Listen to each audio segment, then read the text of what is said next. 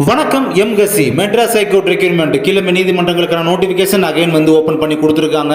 அதில் அப்ளை பண்ண போகிறவங்க இந்த மற்ற எல்லா டிஸ்ட்ரிக்ட்டுமே அப்ளை பண்ணலாம். மற்றபடி இந்த மயிலாடுதுறையில் அங்கே உள்ளவங்க பார்த்தீங்கன்னா உங்களோட நியர்பையாக உள்ள டிஸ்ட்ரிக்டில் வந்து அப்ளை பண்ணிக்கோங்க. மயிலாடுதுறை மட்டும் பார்த்தீங்கன்னா அதில் வந்து எதுவுமே உங்களுக்கு ஷோ ஆகாது. அதனால் இது இப்படி விசிபிள் ஆகாதனால நீங்கள் வந்து மயிலாடுதுறை மட்டும் அப்ளை பண்ண முடியாது. ஓகே, இப்போ கண்டென்ட்டுக்குள்ளே போகலாம். இதுக்கு முன்னால் அப்ளை பண்ணவங்களும் சரி, இப்போ அப்ளை பண்ணிட்டு இருக்கிறவங்களும் சரி, பண்ணக்கூடிய ஒரே தப்பு அகைன் பண்ணிட்டு தான் வந்துட்டு இருக்கீங்க. ஸோ அதை பற்றி இந்த பார்க்குறோம்.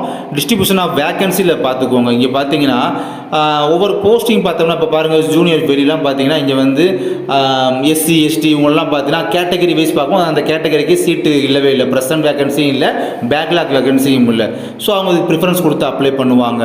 அதே மாதிரி இங்கே பாருங்கள், சீனியர் பெயிலிஃபுக்கு ஜிடி மட்டும்தான் இருக்குது. MBC BC and SC ST யாருக்கும் அதோட சீட் அப்படின்றது கிடையாது. சீனியர் பெயிலிஃப் இப்போ நான் காமிக்கிறது மதுரை அப்படின்றத ஷோ பண்ணி காமிச்சிட்டு இருக்கேன். ஓகேங்களா? அதுக்கு மேலே எக்ஸாமினர் பாருங்களேன், அங்கே வந்து ஜிடி பிசி எம்பிசி எஸ்சியில் வந்து ப்ரியாரிட்டி இந்த மாதிரி இருக்குது. பிகாஸ் இந்த வீடியோ மூலமாக என்ன சொல்ல வரோம் அப்படின்னா, கரெக்டாக அந்த டிஸ்ட்ரிபியூஷன் ஆஃப் வேக்கன்சியில் வந்து உங்கள் கேட்டகிரிக்கு வேக்கன்சி இருக்கா, அது பிசியோ இல்லை எம்பிசியோ எஸ்சியோ எஸ்டியோ பார்த்தீங்கன்னா உங்கள் கேட்டகிரிக்கு அங்கே வேக்கன்சி இருக்கா, ஒரு பேக்லாக் வேகன்சி அட்லீஸ்ட் இருக்கா, இல்லாட்டி ப்ரெசன்ட் வேகன்சியாக ஒன்று இருக்கா அப்படின்றத செக் பண்ணிவிட்டு அதுக்கப்புறம் நீங்கள் அப்ளை பண்ணால் பெட்டராக இருக்கும் அப்படின்றத சொல்ல வரேன்.